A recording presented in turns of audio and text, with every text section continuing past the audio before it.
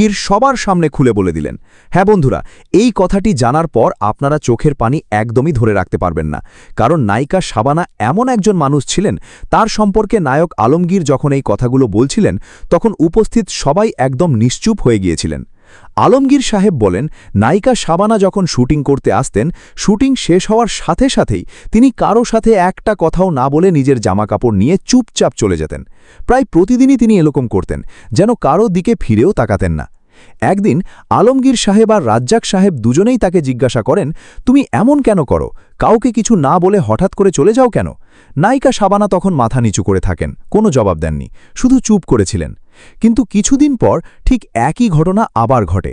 Shooting শেষ হতেই তিনি কাউকে কিছু না বলে ব্যাগ গুছিয়ে সেখান থেকে হঠাৎ করে বেরিয়ে যান। এবার আর ছাড় দেওয়ার প্রশ্নই নেই।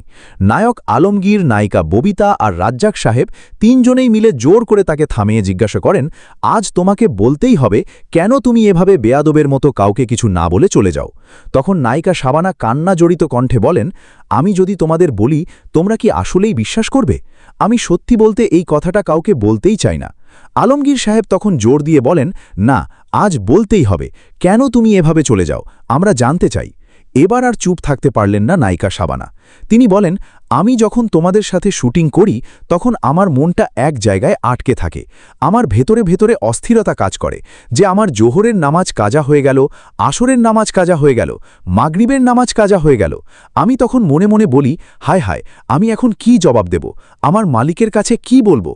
তিনি বলেন, যখনই পরিচালক বলতেন আজকের শুটিং এই পর্যন্তই শেষ, ঠিক সেই মুহূর্তেই আমি কাপড় চোপড় নিয়ে দৌড়ে বাসায় চলে যেতাম। বাসায় গিয়ে তাড়াতাড়ি গোসল করে সবার আগে আমার কাজা হয়ে যাওয়া নামাজগুলো পড়তাম আর মহান আল্লাহর কাছে কান্নাকাটি করে ক্ষমা চাইতাম। এই জন্যই আমি তোমাদের কারো সাথে কথা বলতাম না, কারণ কথা বলতে গেলে সময় নষ্ট হতো আর হয়তো আমি অজান্তেই কোনো খারাপ দিকেও চলে যেতে পারতাম। এই কথা বলতে বলতে নায়িকা শাবানা আর নিজেকে সামলাতে পারলেন না, একদম কান্নায় ভেঙে পড়লেন। তিনি বলেন, আমি এই কথাটা কখনোই তোমাদের বলতে চাইনি। আমার এই গোপন কাজের কথা শুধু আমার মালিক জানতেন, কিন্তু আজ তোমাদের সবার সামনে বলতেই হলো। বন্ধুরা, এই একটা কথাই বুঝিয়ে দেয় একজন মানুষ কতটা ইমানদার আর কতটা আল্লাভীরু হতে পারেন। তা নিয়েও আজ পর্দার আড়ালের এত বড় নায়িকা হয়েও নিজের নামাজ কখনো কাজা রাখেননি। এখন আমি আপনাদের দেখাবো নায়িকা শাবানার জীবনের এমন আরও কিছু ঘটনা যা দেখার পর আপনারাও চোখের পানি ধরে রাখতে পারবেন না। সত্যিই তিনি একজন কিংবদন্তি ছিলেন এবং মহান আল্লাহ তাআলা তাকে অনেক ইজ্জত দান করেছিলেন। চলুন বন্ধুরা, সেই ঘটনাগুলো একসাথে দেখে নিই। জনপ্রিয়তায় থাকা অবস্থায় আপনি মানে এত বেশি মানুষের ভালোবাসা, বাংলাদেশের মানুষ আপনাকে একদম মন প্রাণ উজাড় করে ভালোবেসেছে। হ্যাঁ, অনেক। আজকে ওদের ভালোবাসা দিয়েই তো, ওদের দিয়েই তো আজকে আমি শাবানা হয়েছিলাম, তাই না? জি জি। তারপর ইন্ডাস্ট্রিও আমার কাছে একটা ফ্যামিলির মতো ছিল, যেখানে আমি রাত দিন মানে মানে অবসরবিহীন মানে 24 ঘন্টা আমি কাজ করেছেন আপনি। হ্যাঁ, বিরতিহীন ভাবে কাজ করেছি। তারপরে আমাদের মনে করেন যে আমাদের সহ শিল্পী, তারপরে পরিচালকরা, যেখানে আমার মানে ভাই কে, আমার পরিচালক চাচা কাউকে ডাকতাম, তারাও তো একসাথে ধরতে গেলে তো তাদেরও তো কত আন্তরিকতা, তাদের ভালোবাসা, তাদের দর্শকের ভালোবাসা, সবকিছু, তাই না? কিন্তু এখন হলো কি, যে হঠাৎ করে যাওয়া মানে ওই একটি কারণ, তো সেই জন্য গেলাম। আমি না মিস করি তা না, আমি প্রত্যেকেই মিস করি, আমি সবাইকে মিস করি, আমার শিল্পীদেরকে মিস করি, আমার পরিচালকদেরকে মিস করি, সবাইকে মিস করি। কিন্তু হয় একটা সময় আসে যে তখন কোনো উপায় থাকে না, তাই না? সেই জন্যই আর কি। মানে এটা কিছুটা মানে কষ্টকর হয়েছিল আপনার জন্য ডিসিশনটা নিতে ওই সময়, এই কিছুটা মানে না, আমি একটু ইয়েও করছিলাম যে বাচ্চারা যাবে, তাদেরকেও সময় দিতে হবে, এদিকেও কাজ, হ্যাঁ, কি করব না করব সেটাও মাথার ভিতরে একটু কাজ করছিল। তারপরে সেইভাবে আস্তে আস্তে সেইভাবেই আর কি আমি ঠিক করলাম যে না, তারপরে আমি হজ করলাম। তারপরে নিজেকে আবার মানে মানুষের ধাপে ধাপে এক একটা অধ্যায়, একটা সময় আসে যে সেই সময় সেই কাজগুলো করা দরকার, যে এখন আমার একটু আল্লাহর দিকে একটু একটু করা, জি। আল্লাহর সময় দেওয়া, শুকরিয়া আদায় করা। বাচ্চাদের সময় দেওয়া, আল্লাহর শুকরিয়া আদায় করা। জি। হ্যাঁ, যে আল্লাহ আমাকে যে পজিশনে এনেছে, আজকে যেখানে আমি দাঁড়িয়ে, এই সব কিছু তো আল্লাহর রহমত, তাই না? সেই জন্য অশেষ রহমত। আল্লাহ, হুম, হ্যাঁ, অসীম রহমত। জি। এটা কজনের ভাগ্যে জোটে। জি, জি। হ্যাঁ, আমি সেই জন্য সত্যি আমি ভাগ্যবতী বলবো বাহ, যে আল্লাহ আমাকে সব দিক দিয়ে, আল্লাহ আমাকে সব দিক দিয়ে ইনশাআল্লাহ, পরিপূর্ণ। ইনশাআল্লাহ আমাকে করে দিয়েছেন। সেই জন্যই আমি তখন যে বাচ্চাদেরকে সময় দেওয়া, আল্লাহর কৃতজ্ঞতা প্রকাশ করা, সেই জন্যই আমি কিন্তু তখন আস্তে আস্তে আস্তে ওইভাবেই আমি নিজেকে তৈরি করেছি, বুঝেছেন? ওকে। আর ওনারা কি করছে, আপনার সন্তানরা এখন ওরা কি করছে সবাই? আমার বড় মেয়েটা MBA CPA করলো, করে ওর তো কমপ্লিট। পুরো নামটা সুমি ইকবাল। সুমি ইকবাল। উনি হচ্ছেন হ্যাঁ। MBA শেষ করেছেন, এখন হ্যাঁ, MBA CPA। CPA শেষ করে এমনকি জব হ্যাঁ। করছে না? না এমনি ইয়ে করছে। না না না, এখন ও এখন পুরো গৃহিণী। আচ্ছা। আর হচ্ছে তারপর 2 সন্তান? তারপরে বড় সেকেন্ড মেয়ে এখন ও এই হার্ভার্ডে এখন PhD কমপ্লিট করবে বাহ, এই মাশাআল্লাহ। বছরেই কি নাম ওনার? আশা করি। ইনশাআল্লাহ। ওর নাম উর্মি। তো ও তো ইয়েল ইউনিভার্সিটি থেকে আন্ডারগ্রেড করে হার্ভার্ডে স্কলারশিপে সে PhD করছে এবং ওইখানেই সে চাকরি করছে, প্রফেসরি করছে। আর ছেলেটা? আর ছেলেটা এখন ব্লুমবার্গ ইয়েতে রাটগার্স ইউনিভার্সিটি থেকে গ্রাজুয়েশন করে এখন ব্লুমবার্গে এখন ও ওখানে চাকরি করছে। বাহ, ওনার নাম কি? ওর নাম নাহিন সাদিক। নাহিন সাদিক। আচ্ছা। এখনকার কারো সম্পর্কে আপনার জানা, এখন যারা কাজ করতেছে তাদের সম্পর্কে জানেন, তাদের ছবি টবি কি দেখা হয়? না, এখন আমি না, সত্যি কথা বলতে কি, আমি এখানে আমি ওই টিভিতে কখনো মাঝে মাঝে ওই শাকিব খানের নামটা শুনেছি। জি। আর ওই ওই মেয়েটা কি নাম অপু বিশ্বাস। অপু বিশ্বাস। অপবিশ্বাস। হুম। আর নতুনদের মধ্যে এই মৌসুমী আপা, মাহি। না, মৌসুমী তো আমাদের সময়ই ছিল। জি। মৌসুমী তো আমার সাথে অনেক ছবি করেছে জি। ওই যখন আমি কাজ করেছি তখন মৌসুমী, তারপর শাবনূর, তারপর শাবনাজ, পপি, সেই সময় তো ছিল। হ্যাঁ, আমি হ্যাঁ। যখন ছিলাম তখন এরা তো আমার সাথে অনেক ছবি করেছে। জি, জি। হ্যাঁ, নতুনদের একদম মধ্যে কি, নতুন।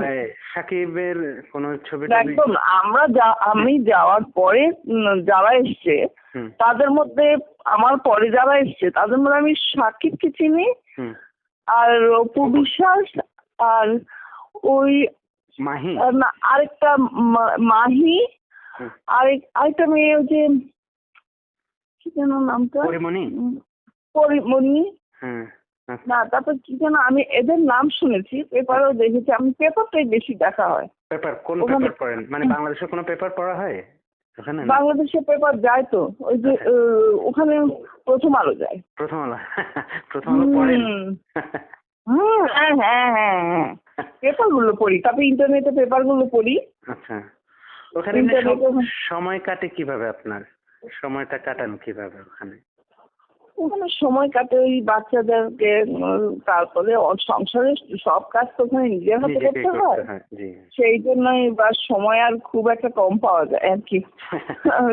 সংসারের সব কাজ, নামাজ, ধর্ম হুম। সব নিয়ে আর কি। তারপরে যে ইন্টারনেটের নিউজ গুলো পড়ি। বাংলাদেশের খোঁজ খবর গুলা নেন সবসময়? হ্যাঁ, বাংলাদেশের খোঁজ খবর তো সবসময় আমি নিই, বিশেষ করে ওই ইন্টারনেটের নিউজ গুলো পড়ি আমি।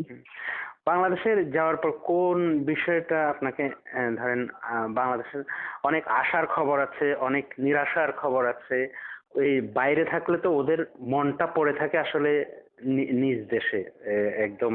এই যখন দেখি এই যে ফিল্ম ইন্ডাস্ট্রি, এই যখন দেখি যে ইন্ডাস্ট্রিতে এখন আর সেরকম ওই যে বলছে যে কাজ হচ্ছে না, হুম। তারপর সেরকম কোনো হল গুলো সেরকম ইয়ে নেয় ছবি, তারপর খারাপ লাগে। দর্শকরা হ্যাঁ, এই যে নিউজ গুলো যখন পড়ি না, জি। তখন একটু মনটা খারাপ লাগে যে কিরকম জমজমাট কি ছিল প্রতি ফ্লোরে। কখনো কোনো সেট পাওয়া যেত না, মানে আর্টিস্টের শিডিউল কত টাইট শিডিউল ছিল।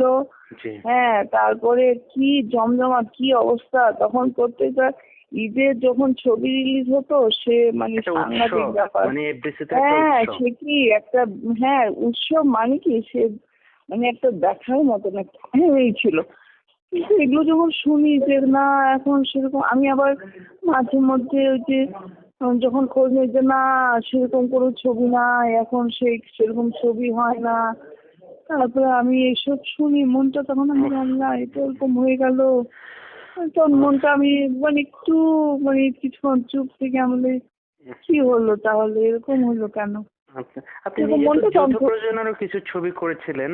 এখন যৌথ হ্যাঁ হ্যাঁ আমি প্রযোজনা নিয়ে একটা বড় ধরনের একটা কথাবার্তা চলছে। এই বিষয়টা যৌথ প্রযোজনা বাংলাদেশের সিনেমার জন্য কি আপনার না, কাছে কি মনে কিন্তু হয়? যৌথ প্রযোজনা আমার মনে হয় যে নিয়ম নীতিমালা যেটা করে দিয়েছেন আমার মনে হয় গভর্নমেন্ট থেকে সেটা যদি মেনে মানে জি সবাই মেনে চলে তাহলে তো আমার মনে হয় কোনো কিছু হওয়ার কথা না। এমনি মানে না, যেই আমি নীতি আরেকটা জিনিস না বলছি যেই যে নীতি যৌথ না প্রযোজনা যেই হলে কি নীতি আমাদের না লাভ হওয়ার সম্ভাবনা আছে? আপনার কাছে কি মনে হয়? না না যৌথ প্রযোজনা তো আমি বলবো এখনো বলবো যদি সেই গভর্নমেন্টের নীতিমালা আছে জি সেটা যদি মেনে চলে জি হ্যাঁ তাহলে তো দুদেশেরই কোনো ক্ষতি হয়, কারণ ওখানকারও কিছু আর্টিস্ট এখানকারও আর্টিস্ট ওখানে পরিচিত হলো।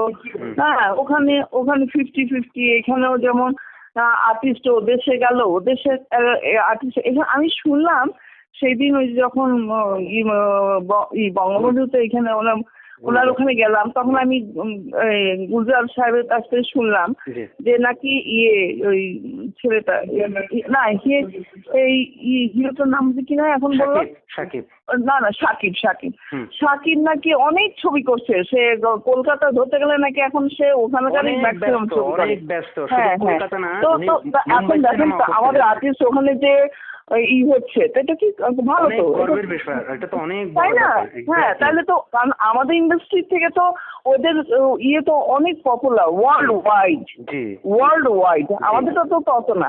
জি তো এখন আমার মনে হয় তো তো ওটা তো খুব ভালো, কিন্তু কিন্তু যৌথ প্রযোজনার একটা নীতিমালা আছে যে আমাদের এখানে 50% আর্টিস্ট থাকবে, ওখানকার 50% আর্টিস্ট থাকবে, আমাদের এখানকার একটা ডাইরেক্টর থাকবে, ইন্ডিয়ান একটা ডাইরেক্টর থাকবে। জি তো এইটা যদি মেনে চলে তাহলে তো কোনো অসুবিধা হওয়ার কারণ নেই, কারণ আমাদের দেশের ছবি ওদের দেশে রিলিজ হলো জি। ওরাও দেখলো, আবার আমাদের দেশ আবার আমাদের দেশের ছবি রিলিজ হলো এরাও দেখলো। এমনি ফিল্মের খোঁজ খবরগুলো আপনি কার কাছ থেকে নেন? এখানকার এমনি পত্র পত্রিকা ছাড়া, টেলিভিশন ছাড়া, আপনার এখানকার বন্ধু, সহকর্মী, শুভাকাঙ্ক্ষী?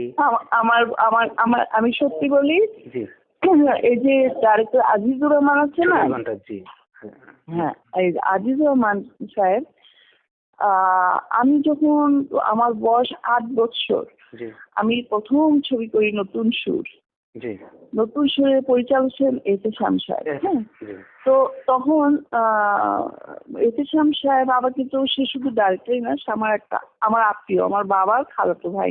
ও, হুম জি আচ্ছা যাই হোক, এখন সেই সময় চিফ অ্যাসোসিয়েটেড ডাইরেক্টর হুম একটা চিফ অ্যাসিস্ট্যান্ট একটা চিফ অ্যাসোসিয়েটেড ডাইরেক্টর, মানে ডাইরেক্টর অলমোস্ট ডাইরেক্টরের কাজগুলো সে করে দিত, তারপর খালি ওখানে বসে সেই করতো দেখতো এবং সবকিছু। তো যাই হোক তখন আমি ওই শিশু শিল্পী হিসেবে যখন প্রথম কাজ করি তখন এই আদিত্য থেকে আমি প্রথম পাই। নতুন হ্যাঁ সুরটা কত সালে ছিল আন্টি? নতুন সুর ছিল 63-তে বা 62-তে, 60 আচ্ছা 62 62 or 3-তে। 62 or 3 আচ্ছা চকরিটা তখন আমার 67 বয়স, না? হ্যাঁ আমার তখন 8 বছর বয়স 8 ছিল। বছর বয়স। হ্যাঁ I think 63-তে নতুন শুরু হয়েছিল। আচ্ছা। রত্না নাম ছিল ওইটাতে আপনার? ওই ছবিতে রত্না নাম ছিল। তখন ওই এই আমি আগে এই কিভাবে আমি যোগাযোগ রাখেন সেটা কথাটা শেষ করি। তো তখন ওই আজিজ সাহেব আমাকে মানে সমস্ত করতেন, এই ডায়লগ পড়ানো করানো, মানে সমস্ত মুখস্থ করানো। তখন তো বাকায়দা একটা রিহার্সালের মতন হতো, সবাই শিল্পীরা বসে একটা রিহার্সালের মতন হতো। এখন তো সেই সিস্টেম বোধহয় নাই, অনুশীলন তো নাই বললেই চলে এমনিতে। তো তখন থেকেই ওই আজিজ চাচা ছোটবেলার থেকেই, তারপর যখন নায়িকা হলাম, ওই ওই চকরি ছবি হলো, হ্যাঁ চকরি ছবি হলো, তখন চকরি ছবিটাও উনি ছিলেন অ্যাসোসিয়েটেড রাইটার।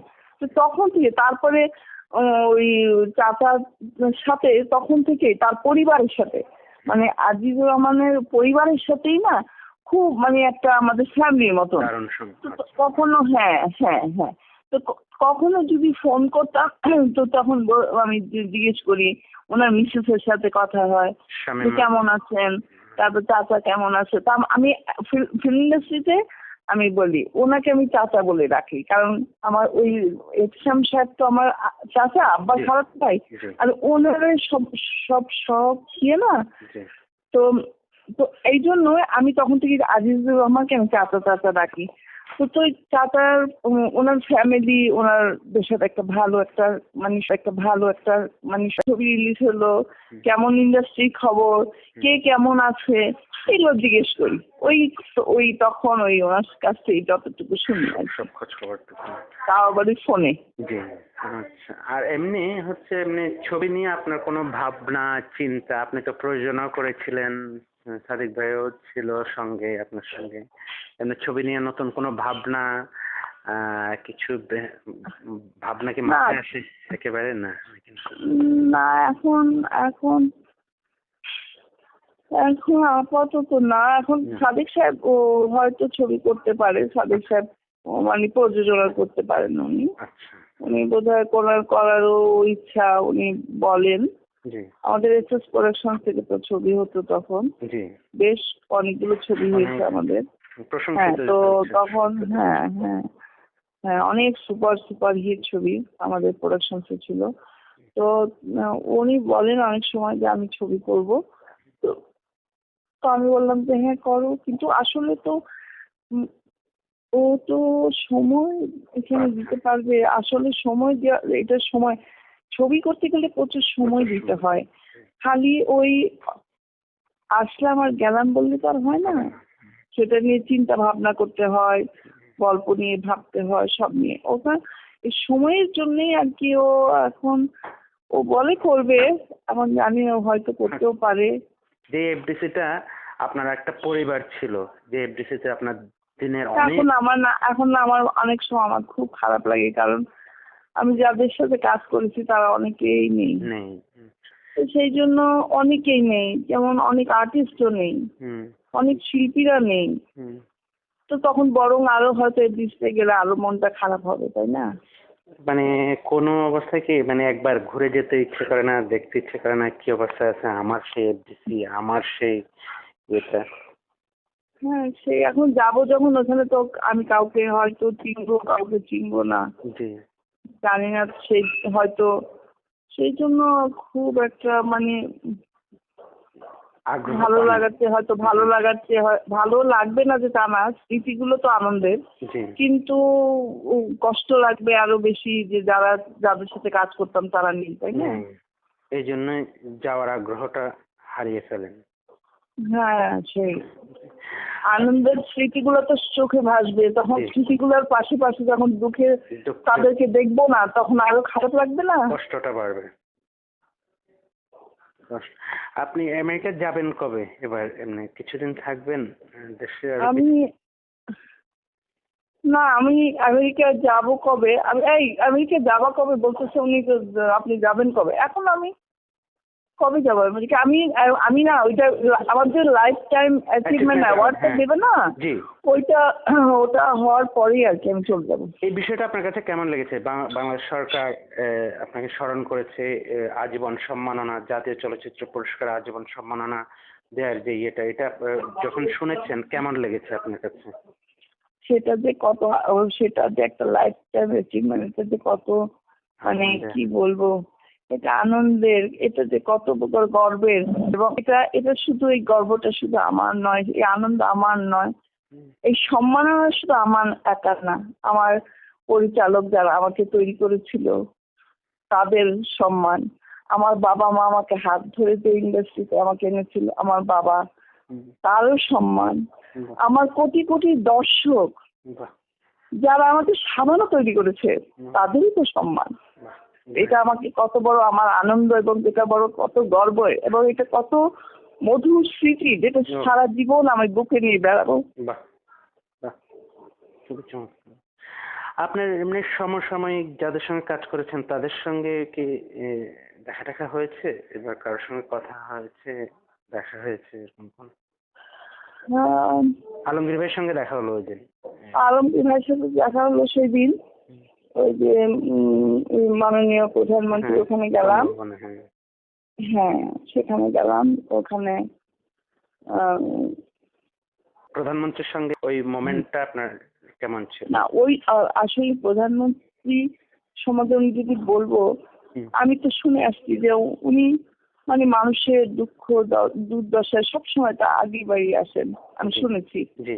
কিন্তু সেই দিন ওনাকে দেখে উনি আমাকে যেভাবে আবেগ আমাকে জড়িয়ে ধরলেন, আমাকে সত্যি আমার খুব ভালো লেগেছে। মানে তার আন্তরিকতায় সত্যি আমি মুগ্ধ। এবং সত্যি কথা বলতে কি, উনি যে এত বড় মনের মানুষ, এত উদার, এত সুন্দর, মানে সত্যি মানে আমি আমি বলে ভাষায় প্রকাশ করতে পারেন, মানে শেষ করতে পারবো না। তেমনি কি বলেছেন আপনাকে দেখা হওয়ার সঙ্গে? দেখে বহুদিন পর তো আপনাকে। হ্যাঁ আমাকে আমি আমি দেখেছেন নিশ্চয়ই, উনি অনেক সত্যি উনি অনেক মানে উনি যে কত বড় উদার মন। আমি ওই জন্য সম্বন্ধে বললেন, উনি বলেন যে সমস্ত ঠিক আছে, আমরা সব দেখবো এবং সেটা টেক কেয়ার করবো। মানে ও সাংঘাতিক মনের মানুষ উনি, সত্যি। আমি পেপারে পড়ি সব সময়, কিন্তু ওনার সাথে আমার আগেও এফডিসিতে একবার উনি এসেছিলেন অনেক আগে। আচ্ছা। হ্যাঁ এই অনেক দিন পর দেখলাম ওনাকে। মানে উনি আমাকে যেভাবে আমাকে জড়িয়ে ধরলেন, আমার তো মনে হয় আমার জীবন, আমার সত্যি আমি তখন আমার মনে হয় আমার সত্যি আমার স্বপ্ন, আমার সবকিছু যেন আমি এমনি ওই সাদিক ভাই মনে হয় রাজনীতিতে আসার একটা ইয়ে আছে, আপনার কি কোনো সেই ধরনের কোনো চিন্তা ভাবনা আছে নাকি না? আমার আমার আমার আমার কিন্তু সত্যি লক্ষ্মী সোনা ভাই, আমার কিন্তু কোনো ওরকম রাজনীতি আসার কোনো নেই। তো সাদিক ওখান থেকে মনে হয় হ্যাঁ ও যশোর কেশবপুর থেকে ওরা অনেকেই বলছে। তো উনিও বললেন, মাননীয় প্রধানমন্ত্রী বলছেন, উনি আশ্বাস দিয়েছেন যে ঠিক আছে এই আর কি। তো চট্টগ্রামে লাস্ট যাওয়া হয়েছে কবে আপনার? চট্টগ্রামে আমি গেছিলাম, আমি যখন আমেরিকা যাই তার আগে গেছিলাম। এখন আর ওখানে কেউ নেই, আমাদের ওখানে কেউ নেই, আমার দাদা দাদি চাচা চাচি কেউ নেই। ওনার ছেলেমেয়েরা যারা আছেন সবাই ওনারা সব বিদেশের বাইরে। বেশ কয়েকজন নায়কের সঙ্গে আপনার কাজ করা হয়েছিল, তখন আপনার সঙ্গে সবচেয়ে রাজ্জাক শাবানা জুটিটাকে সবচেয়ে বেশি ইয়ে করা হয়, আবার আলমগীর শাবানা একটাই। আপনি আপনার কমফোর্ট মানে আপনি কাজ করে সবচেয়ে আনন্দিত ছিলেন, ভালো লাগতো, এটা খুবই কমপ্লিকেটেড বিষয়। আপনার কাছে নিজেদের একটা কমফোর্ট জোন ছিল কোন জুটিটা আপনি নিজে গিয়েছিলেন? না আমি তো সব নিজের সাথে কম বেশি কাজ করেছি, কম বেশি সবার সাথে কাজ করেছি। তবে আমার মনে হয় হাইয়েস্ট কাজ হয়েছে আলমগীরের সাথে। হ্যাঁ হাইয়েস্ট ছবি, মানে হাইয়েস্ট ছবি তার সাথে ছিল। আমি তো সবার সাথেই কাজ করেছি, সব হিরোর সাথেই কাজ করেছি।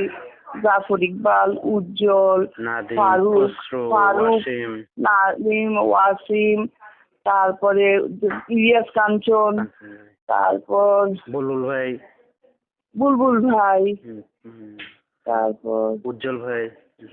হ্যাঁ সবার সাথে কাজ করে আমি সেই সময়ে যারা ছিল সবার সাথে কাজ করেছি। আপনাকে যদি বলি হচ্ছে বন্ধুরা, ভিডিওটির মাধ্যমে আপনারা বুঝতেই পেরে গেছেন যে নায়িকা শাবানা তিনি কেমন এক মহিলা ছিলেন। সত্যিকারের মহান আল্লাহ তাআলা তাকে আরও ইজ্জত দান করুন, কারণ তিনি এমন এক মহিলা, তিনি নমাজকে এত যত্ন করতেন। তার জীবনের এই গল্পটা জানতে আপনারা পারলেন।